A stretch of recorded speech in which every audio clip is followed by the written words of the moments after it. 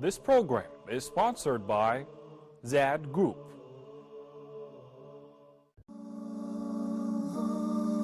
Allah is my heart's speech, your mercy is what I beseech.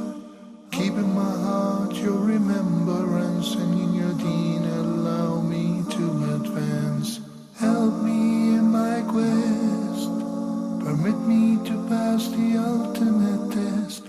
Help me in my quest, permit me to pass the ultimate. بسم الله الرحمن الرحيم.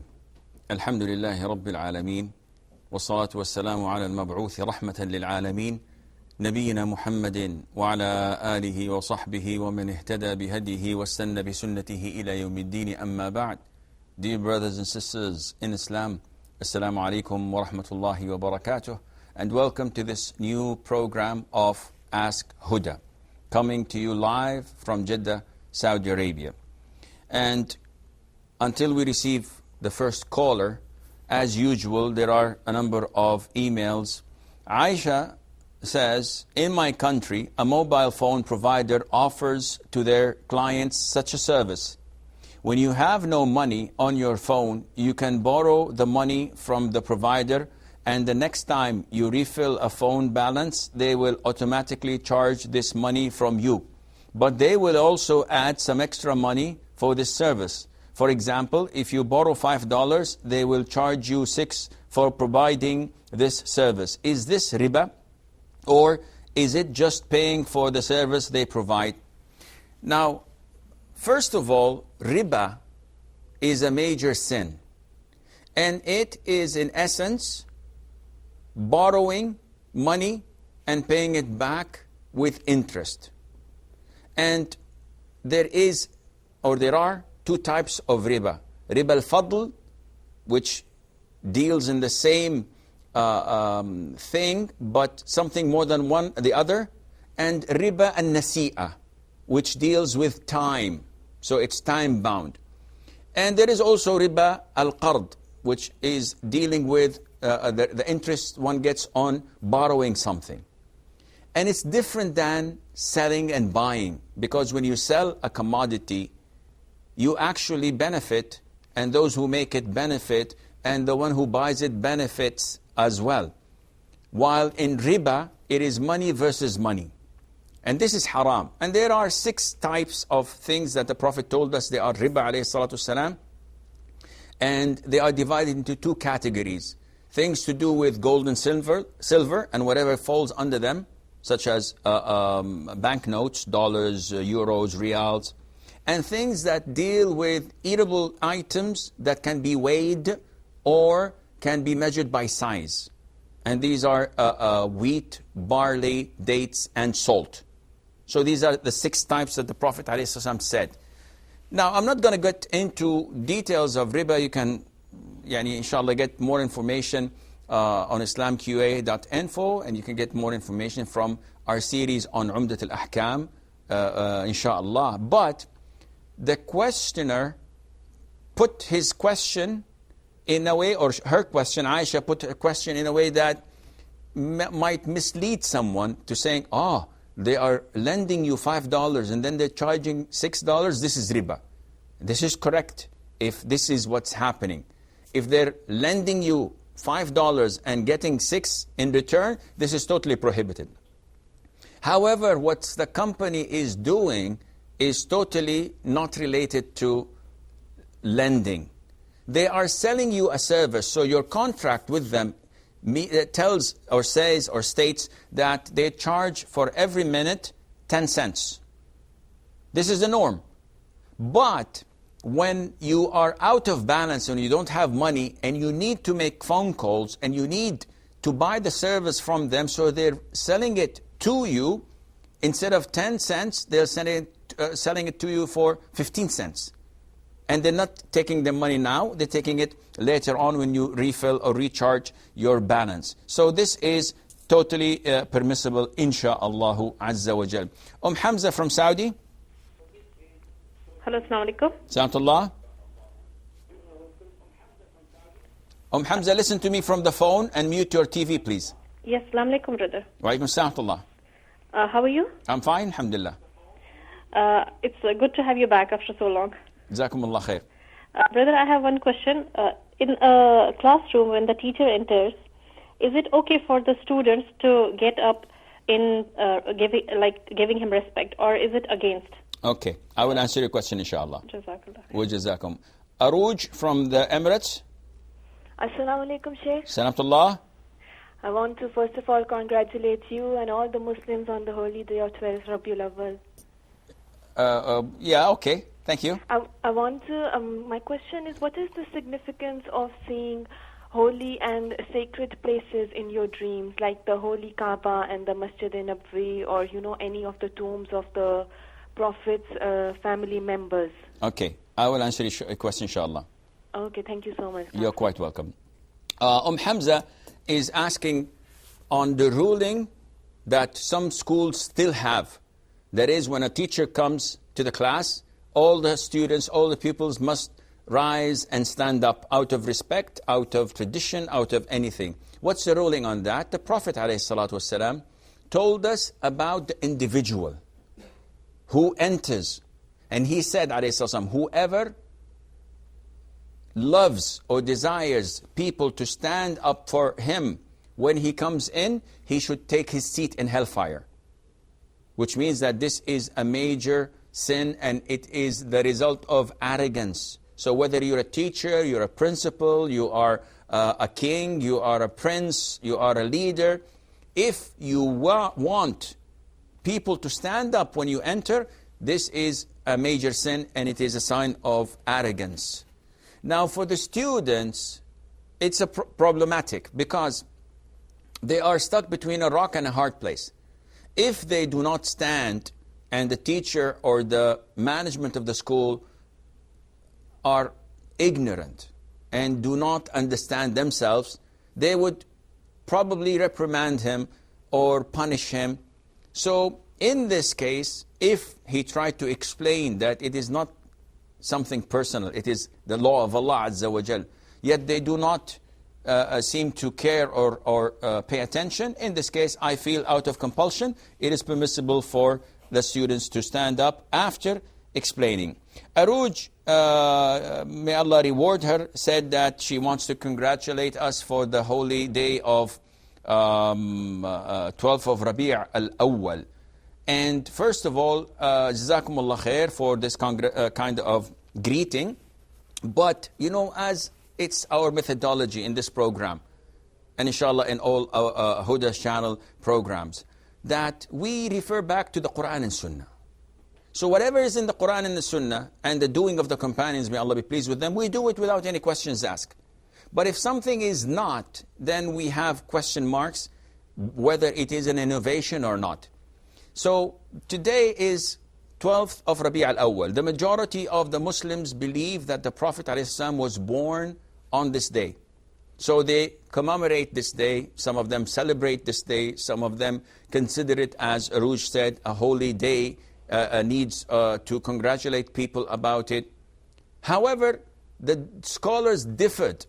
The scholars of Islam, they differed whether he was born on the 9th of Rabi' al-Awwal, on the 10th, or on the 12th. And the most authentic opinion that he was born on the 9th.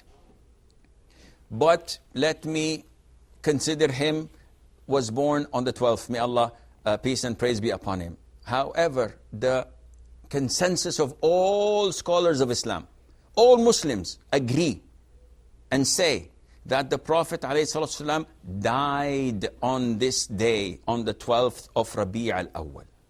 They differed whether he was born on that day or not. But they don't have any difference at all. It is proven fact in all books of hadith that he died on the 12th of Rabi' al-Awwal. Okay, so those who commemorate this day, we claim they appeared on the 4th century of Hijrah. The 1st century, nobody ever commemorated it. The 2nd, the 3rd, nobody celebrated it. It was al-Fatimiyun, al-Ubaydiyun, those who are originally Jews, claiming to be Muslims, and they were Batiniyah, they were Zanadiqa, pretending to be Muslims. And they were the staunch enemies of Islam, who began this celebration because it was a day of celebration to the enemies of Islam when the Prophet died, alayhi salatu wasalam. First of all. Second of all, the Prophet never celebrated it, the 12th of Rabi' al-Awwal. He did not even pay any attention to it. Neither did Abu Bakr, nor Umar, nor Uthman, nor Ali. Neither did the companions of the Prophet ﷺ. Neither did those who followed them, the tabi'een, may Allah have mercy on them. So, is it possible that we know or we love the Prophet ﷺ more than they did?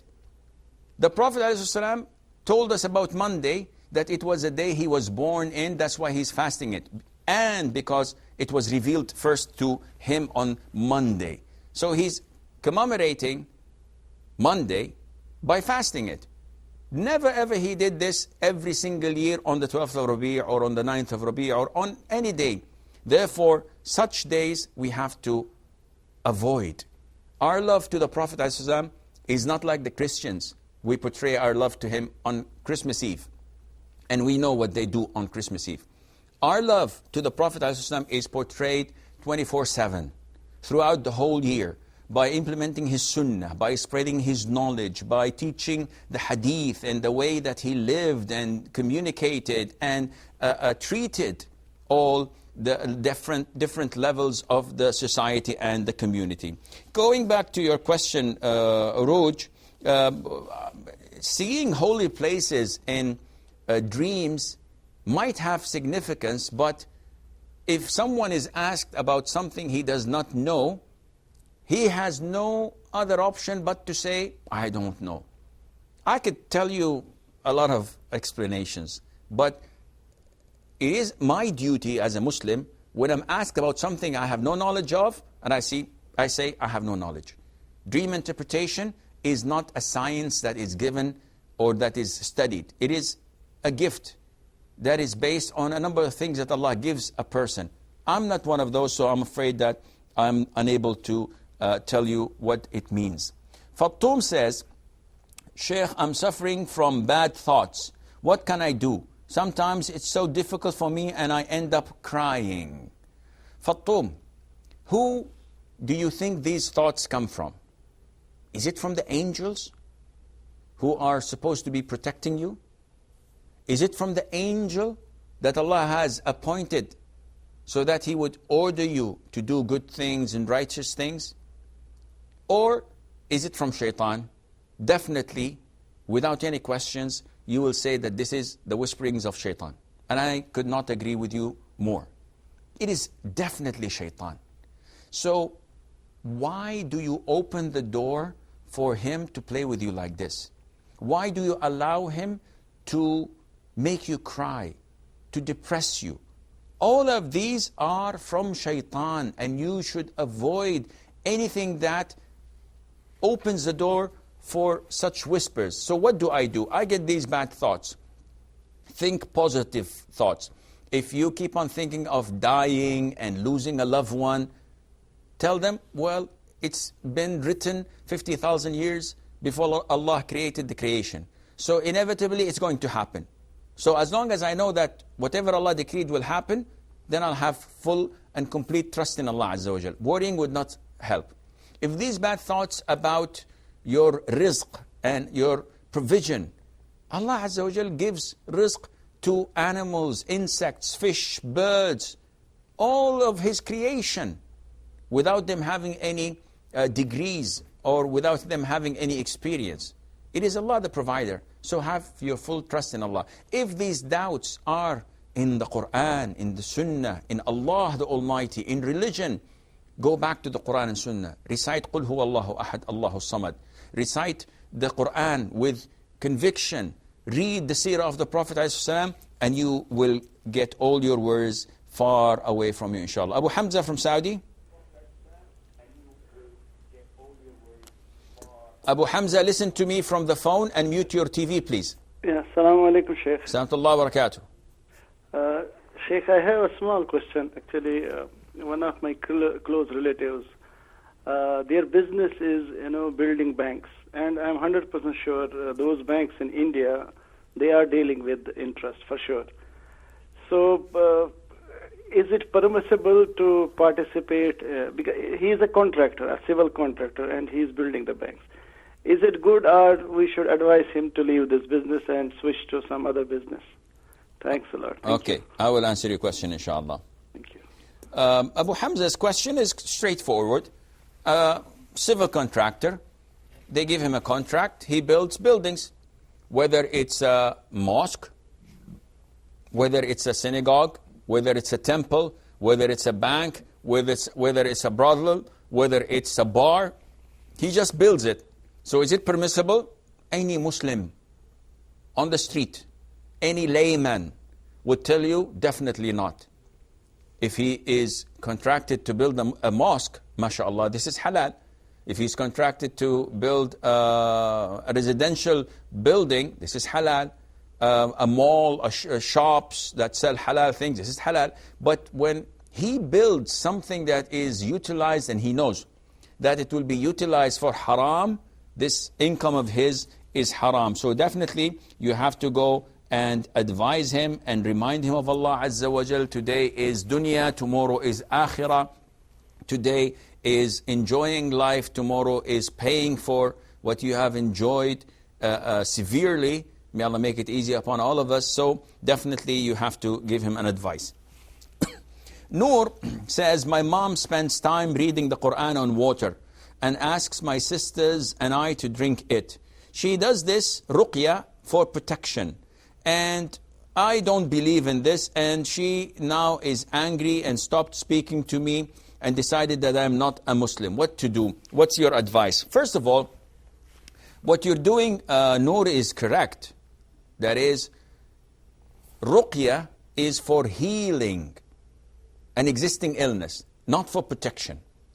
So what your mother is doing, that is reciting the Quran and blowing over water, this has been reported by some of the Salaf of doing it. There's nothing wrong in that as means of healing, as means of curing an illness, an evil eye, envy, black magic, possession of jinn. All of this, inshallah, works with it. However, to do it out of protection, meaning having it every now and then, this is not right. It's like taking Panadol or taking antibiotics when you're not sick.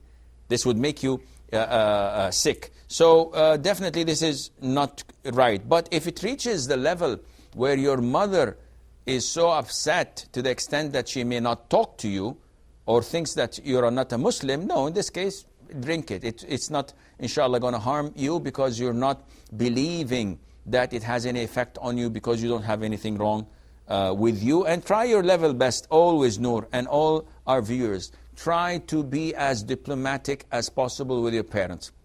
They're old, they're grumpy, they're depressed, they have their own problems, and it's about time that we give them the rest they need and the comfort they are entitled for. So don't be confrontational, heads on. No, try to tolerate them and be as respectful as possible. We have Safa from Saudi.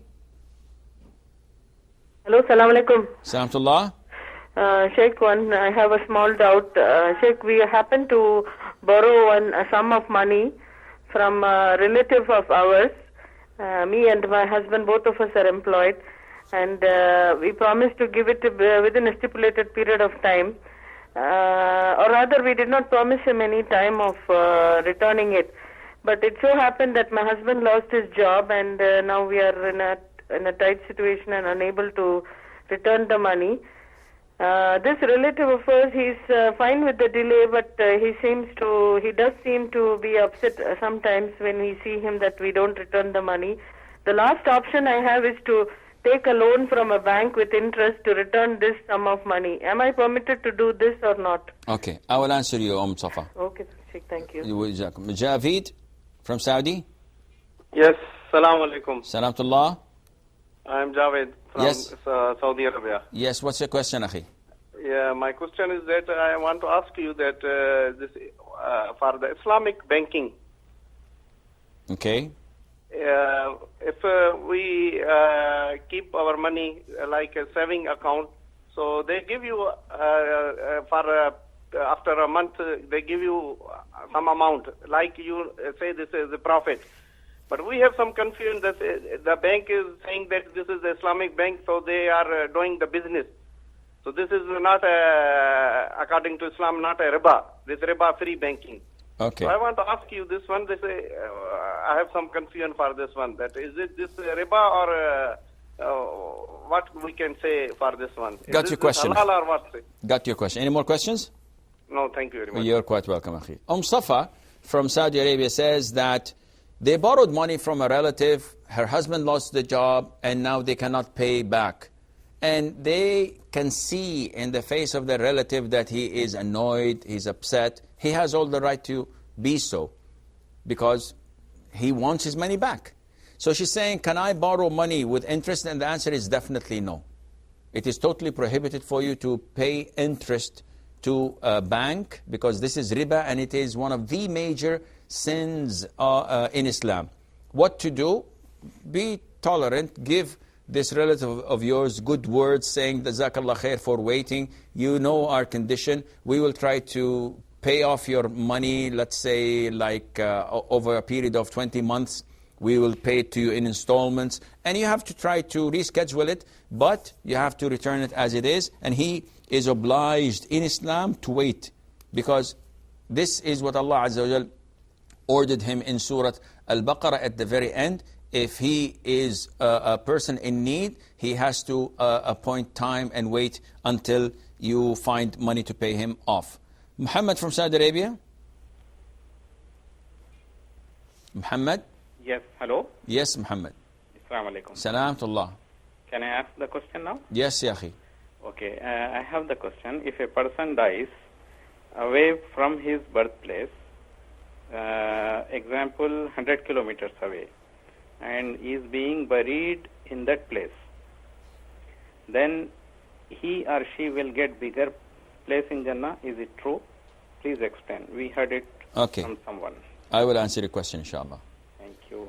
Javid from Saudi Arabia says that the issue of Islamic banking, and he has a bank account, it's a saving bank account in an Islamic bank, and every month they deposit some interest, and he says that this is like riba. And the answer is no, this is not like riba.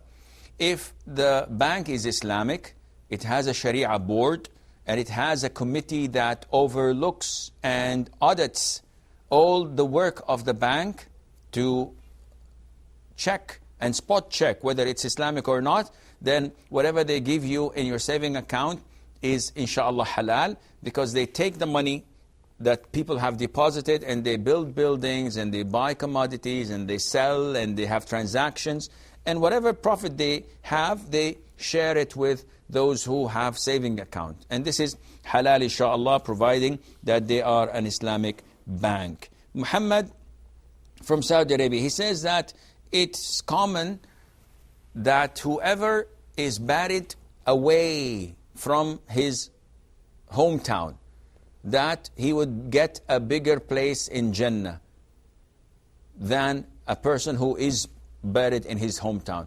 Does this have any authenticity? And the answer is no. This is totally baseless. It is a part of the sunnah that a person is buried wherever he dies. So if a person from Saudi Arabia dies in India, the sunnah is for him to be buried in India. If he dies in the Philippines, if he dies in the US, he's to be buried there.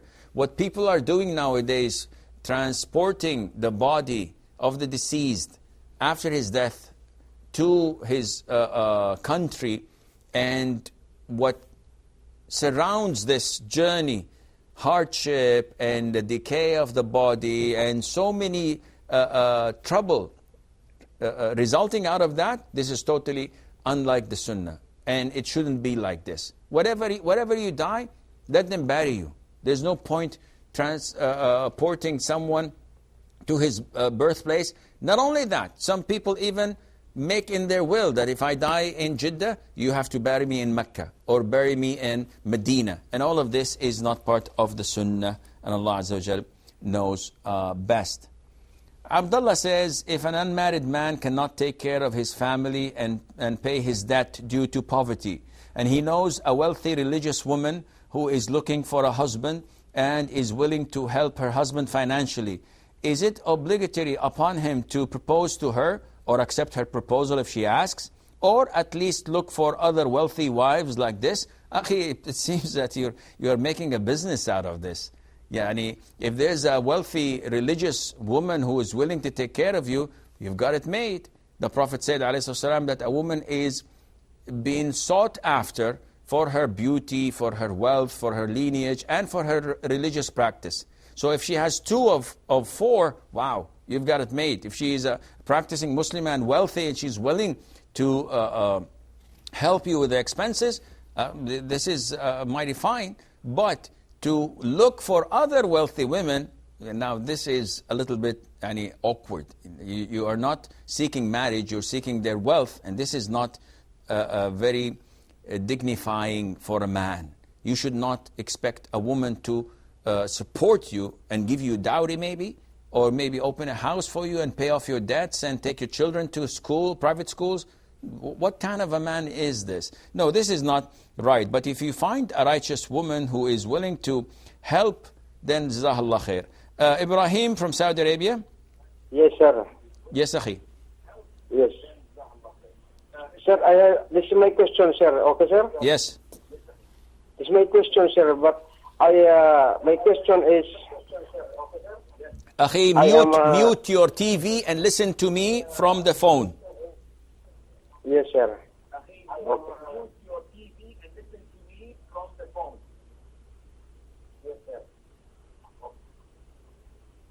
What's your question? Assalamu alaikum. Samtullah. This my question, sir, is... Ya akhi, mute your TV. Ya Ibrahim, I beg you, please, mute your TV. Yes, sir. My question, sir, is I am... Yes, sir. Okay, I see your this, sir.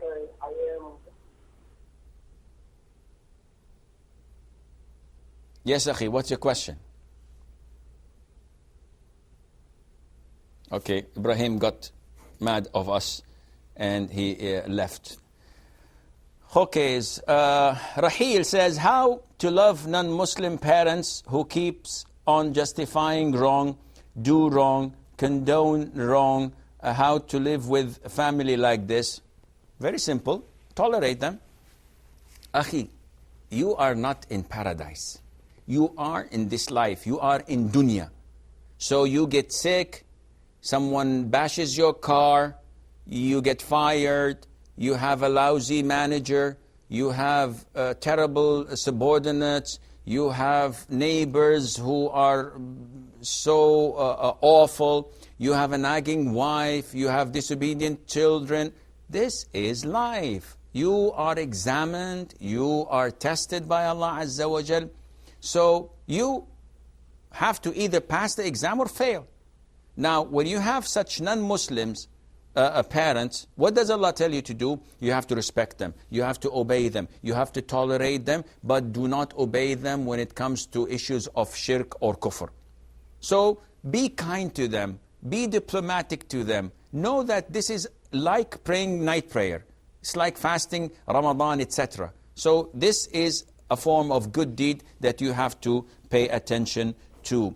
The control room says that we have a break. Stay tuned, and inshallah, we'll be right back.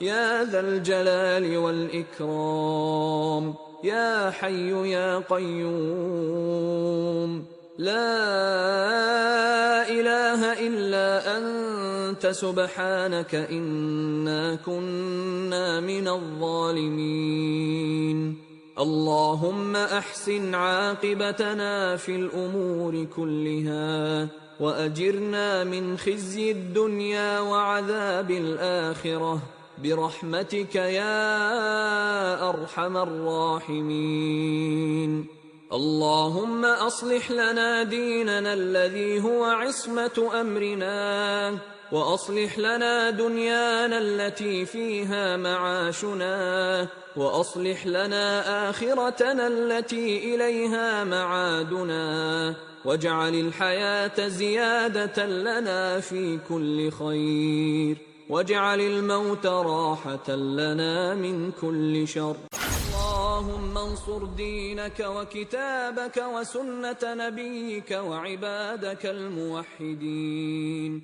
The Prophet Muhammad taught me how to be kind. The Prophet ﷺ taught me the importance of seeking knowledge. The Prophet Muhammad, peace be upon him, taught me how to respect and be kind to my parents. The Prophet Muhammad, peace be upon him, taught me how to make da'wah for Muslims and non-Muslims. The Prophet ﷺ taught me how to be kind to my parents. Prophet Muhammad, peace and blessings be upon him, taught me how to have mercy for mankind. Prophet Muhammad, peace be upon him, taught me that I do to others what I wish done to myself. The Prophet Muhammad, peace be upon him, taught me how to respect women. اللهم انصر دينك وكتابك وسنة نبيك وعبادك الموحدين. Assalamu alaikum and welcome back. Mujahid says, can a Muslim boy look at a girl with good intention because they have to tell it to friends? Please give references from the Quran. Allah Azza wa Jal ordered Muslim men to lower their gaze in Surah An-Nur. And He also ordered Muslim women to lower their gaze. Hence, it is not permissible for a man to look at a girl or at a woman except for a legitimate reason. Now, having a good intention or a bad intention, this is, I don't know. What justifies a good intention? Oh, Sheikh, she's my schoolmate, and she's sitting next to me, so I look and talk to her like friends. There's nothing like this. She's my cousin. There's no good intention in that, because shaitan awaits the proper moment and haram will happen eventually. Maybe not this year, maybe not in 5 years, but it will happen. And even if it doesn't happen, Allah tells us that this is prohibited. So the Prophet ﷺ, when one of the companions said to him, I proposed and I'm engaged to this woman, the Prophet told him, did you look at her? And the man said, no. The Prophet said, go and look at her. Which means that the people in Medina were all covered up. Even if she's walking in the street, they would not look at them because they're covered. They cannot see them.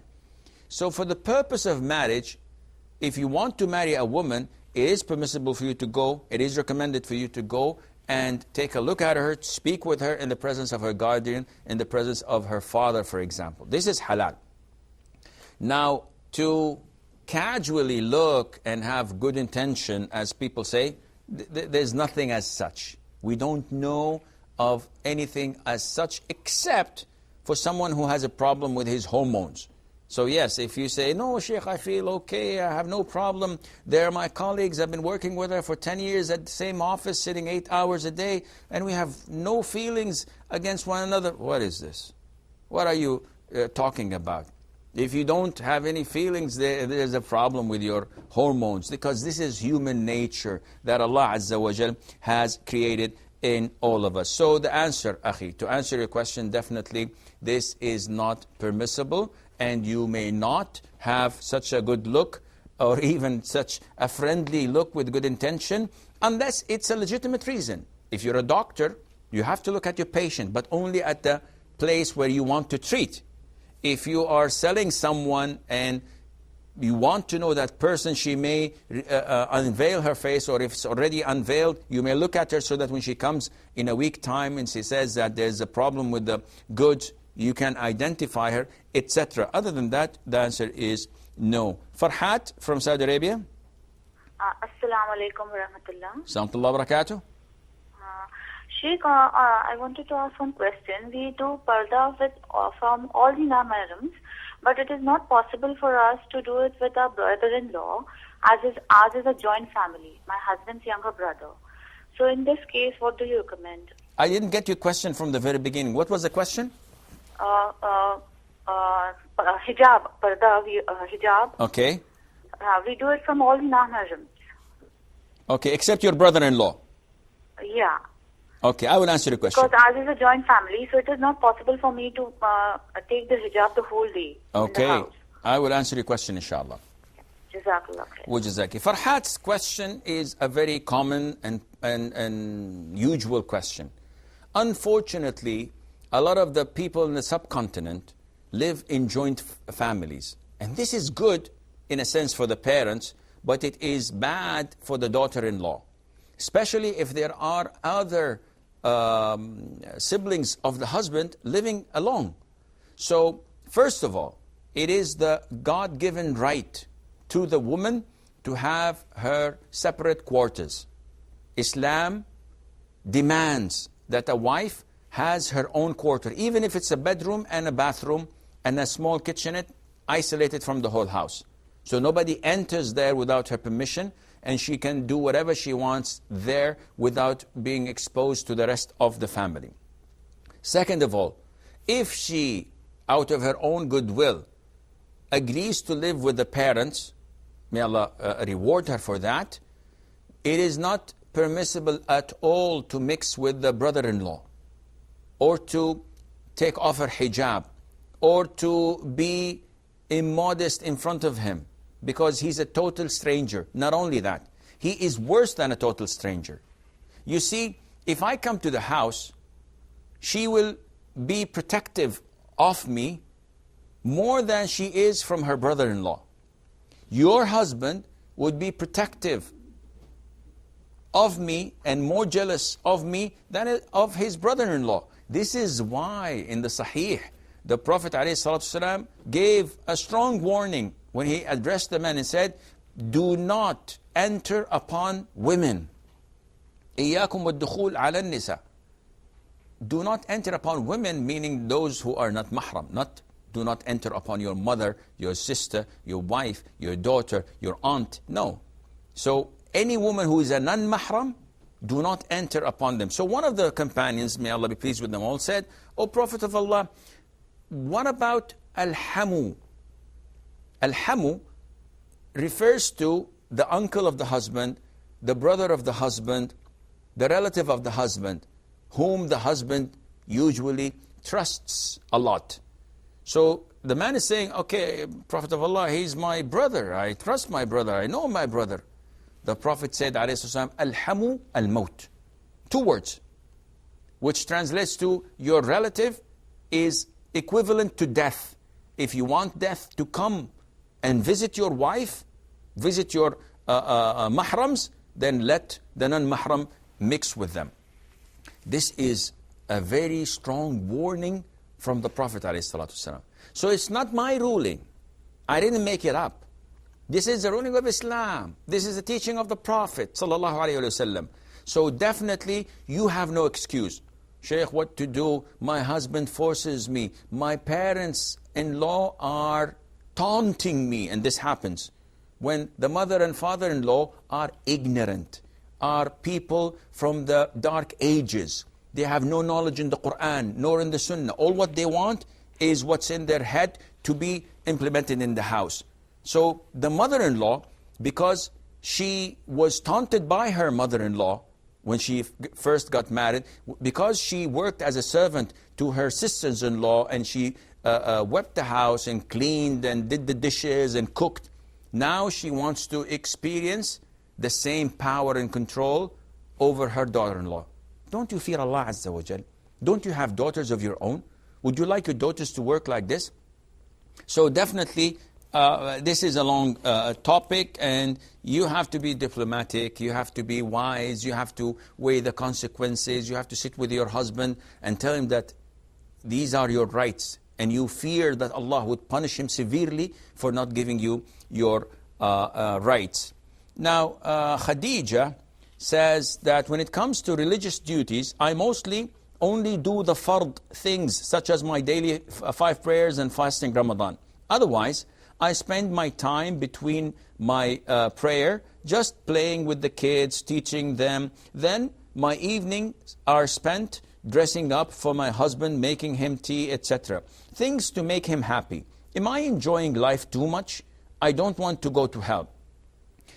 May Allah Azza wa Jal reward you, Khadija. May Allah make all the Muslim wives as wise and as giving as you.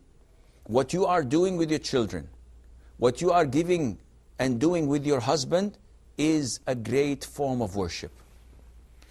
The basics that you are doing is more than enough. Now, if you can add to that reciting the Quran, night prayer, fasting, voluntary days, excellent. But if not, if you do what you're doing for the sake of pleasing Allah Azza wa Jal, you are doing jihad.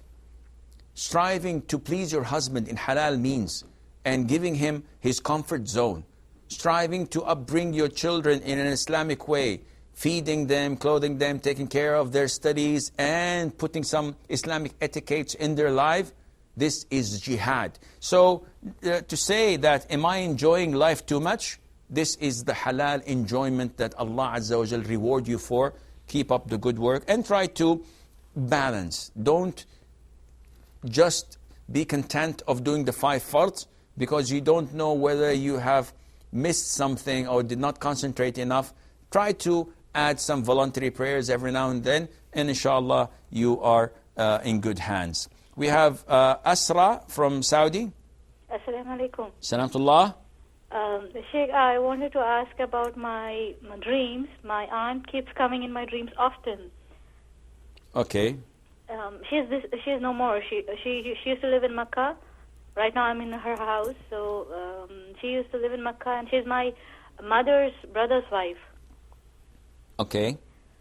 So she was very close to me, very pious lady. May Allah grant her Jannah. So she keeps coming in my dreams, and she says, I want you to take something from me. She keeps telling that. I see her in a green, long robe kind of a thing. And then okay, I will answer you, inshallah. Again and again, like some help. I don't know what she wants to convey. I don't remember the whole of the dream, but I do remember her face and like a musalla, something. I will answer you, inshallah, Asra. Yeah. Okay. Barakallahu feek. Wa feekum. Uthman from Libya. I think we've lost Uthman. Apologies. Asra says that she sees her aunt, the wife of her uncle, in a dream, and she keeps on asking things of her, and she was very nice and kind to her. Most likely, the scholars say that when you see deceased in your dreams, this means that they require sadaqah, charity. So give charity for her if you can. If you have extra money and you want to be kind to her as she was kind to you, build her a small house or a musalla, that is a small masjid, or a musalla, dig her a well on her behalf, or give charity, sponsor an orphan, pay for a circle of tahfidh al-Quran, etc. There's so many things that you can do, and inshallah this would reach her with the grace of Allah Azza wa Jal. Kamruz says, if I put an underwear that has madhi, that is dry, from last week, do I have to wash my body in order to pray? Now, we know that purity is divided into 2 types. And you cannot pray without accomplishing purity. So we have purity, part 1, which is raf'ul hadath, uplifting the impurity which is spiritual. So if someone urinates or answers the call of nature, now he is in a state of impurity, but it is ritual, it is not something physical. What to do? He has to make wudu. If it's sexual, he has to perform ghusl. So this is part 1, raf'ul hadath. The second part is izalatul khabath, to remove the physical impurity, which might be on your body, on your clothes, or on the place that you want to pray on. Now, when you put on your dirty underwears with an impurity in it, you cannot pray with that. You have to wash that. And if your body is wet and is in contact with that impure substance on your clothes or on your underwear, your body becomes impure as well, which was in contact with that piece of cloth.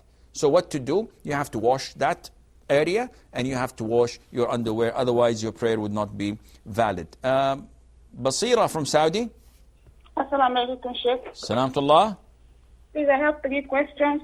Yes. One is I want to clarify. There was a question someone asked about eating Christmas food, and I didn't really get what you said because I'm from Nigeria, and I know people they send Christmas food to your house, and I think you said you can eat it, but the rulings I know in Nigeria before I came to Saudi was they don't eat it.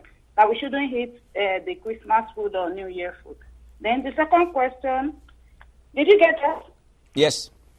The second question is, what's the difference between Tajud and Fajr prayer? Are they the same thing? They are not. When does Tajud stop? When does Fajr start? I did not get your question. The difference between Tajud, is Tajud and Fajr prayer the same thing? Okay. All right. If they are not, when does Tajud stop? When does Fajr start? And if they are, please let me know. Okay. Then the third question is, please, I don't always feel, I don't know if it's right. I don't like praying behind my husband because I feel he's always too fast when reciting the Quran.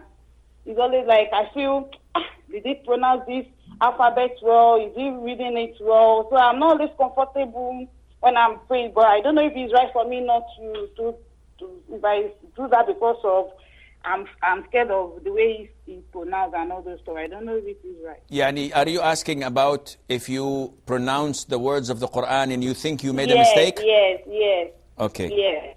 All right. Thank you, Sheikh. You're quite welcome.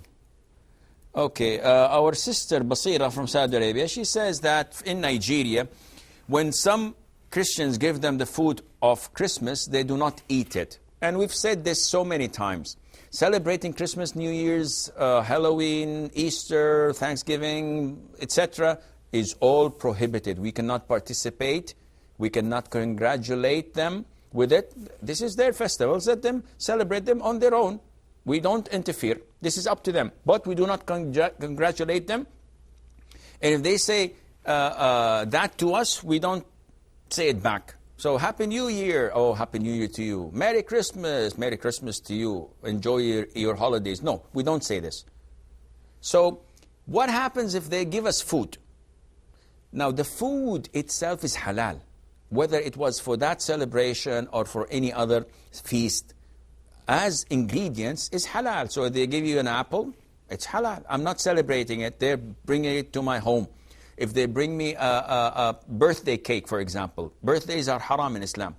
But if someone celebrated, my neighbor celebrated a birthday, and he got me a piece of chocolate, devil's chocolate cake, or whatever they call it, and wow, now I'm having my thoughts.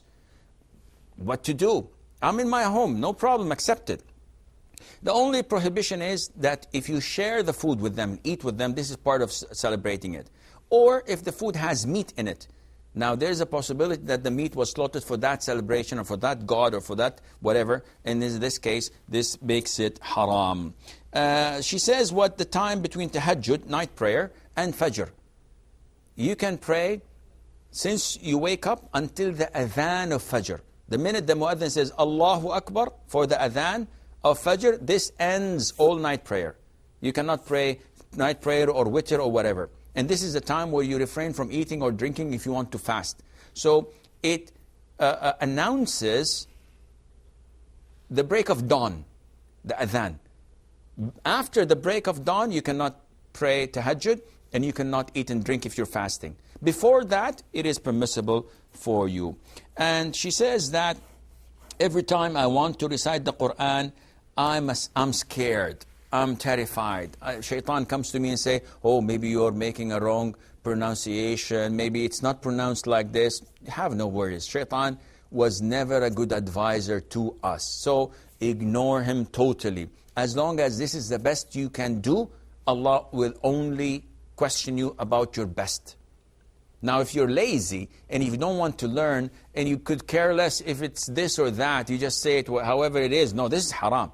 You have to respect Quran. But if this is what you remember, this is what you have been taught, and you tried your level best to learn it in the best of fashions, and then you make a mistake, Allah would double your reward for reciting it and for struggling with that mistake, and Allah Azza wa Jalla knows best.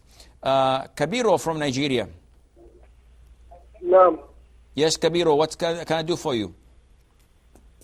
Yeah, no, I'm calling and listening to Huda TV.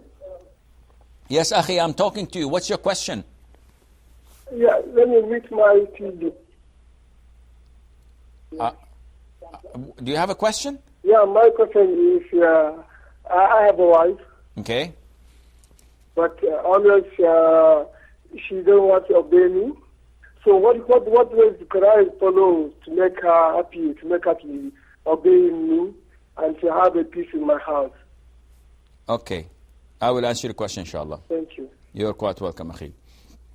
Kabiro from Nigeria says that he has a disobedient wife and she does not respect him and she does not obey him and he needs peace in his house. How to do this? Akhi, welcome to the club. This happens all houses. And I know that if the sister would give me a call, she would probably complain of the same. My husband is abusive and he doesn't show me any signs of love. He doesn't give me any kind and merciful gestures. What can I do? This happens in all houses. Communication is the only way to have a good marriage. Of course, beside loving Allah Azza wa Jal and following the Quran and Sunnah and being fair, etc. A lot of the Muslims are unfair. They know their rights. This is my right. Why aren't you doing this to me? You have to do this. Allah tells you to do this. But they neglect their obligations. So I know my rights very well. But do I know my obligations towards my wife? Maybe, maybe not. So I would recommend that you communicate well with your wife.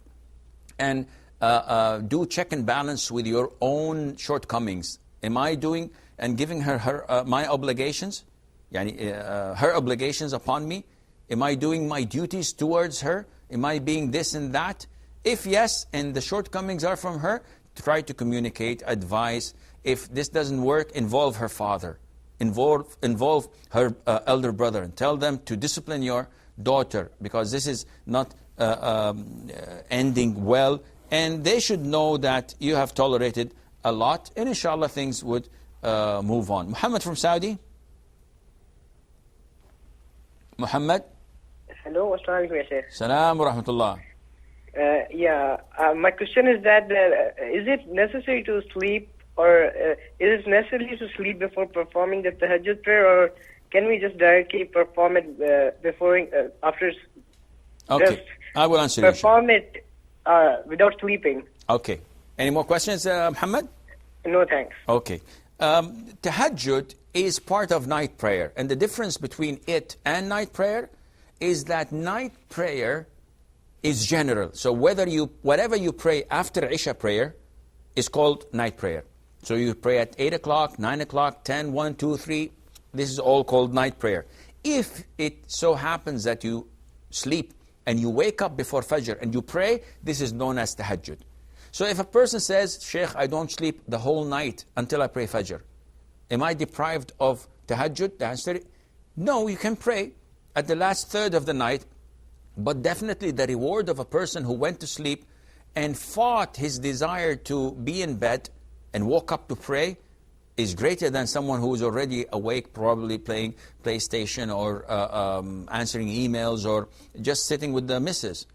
Definitely his reward is greater because he is fighting himself more and more. Shahid, or Sahad, that is, says, I've read regarding importance of seeking knowledge in many hadith, but the Prophet ﷺ did not read or write. So would he recommend us to do something he didn't do? Now this question, Sahad, is out of line completely. The Prophet ﷺ is the source of knowledge. Though he did not read and write, but we get the knowledge of him. We get the Quran from him or through him. So definitely he was the most knowledgeable of all people, though he did not read and write. See, knowledge is not related only to reading and writing. You could be the most knowledgeable person while being illiterate, while knowing the Quran, while knowing the Hadith, while knowing the fiqh. So all of this is irrelevant and Allah knows best. Uthman from Libya. Listen to me from the phone and mute your TV, Uthman. Assalamu alaikum. Salam wa rahmatullah. Assalamu alaikum. Wa alaikum assalam wa rahmatullah. This my name is Uthman from Libya. Yes, Uthman. Hello, please. I'm talking from Libya. Please, there is something I want to ask.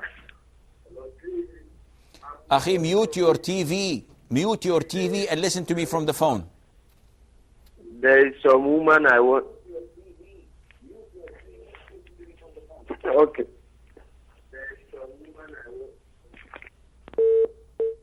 I did not say hang up, Akhi. I said mute your phone. This happens a lot. When you have the remote and the phone and the Sheikh says mute your TV, you hang up. Please call if you can. We have a couple of minutes left. Kareem says, normally I take orders for cakes for different occasions, apart from birthday cakes and any un-Islamic occasion, because I was told it's haram. I once got an order for a birthday and refused it. I tried to explain to the person my reasons. They told me that they were not going to host a party.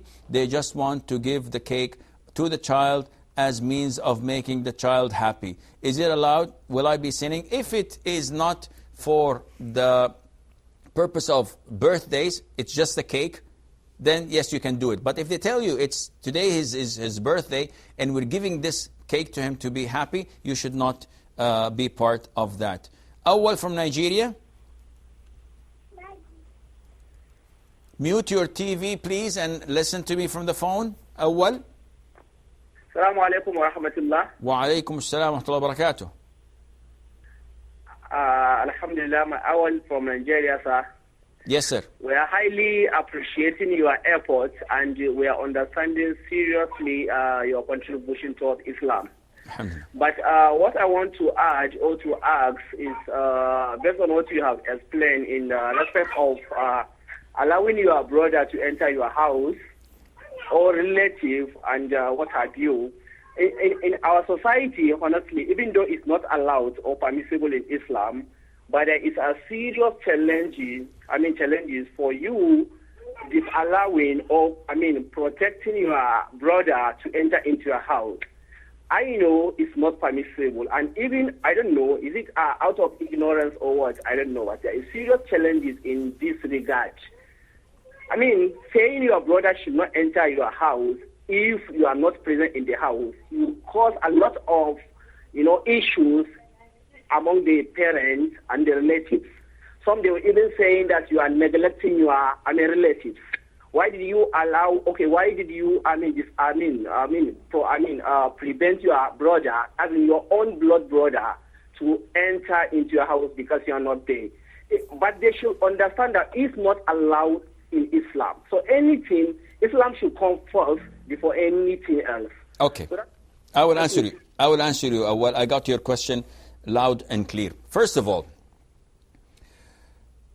Islam comes to fine-tune our lives and not the other way around. And I always give this example. Our life is like a picture. And Islam is like the frame. So our life is a big picture and Islam is the frame.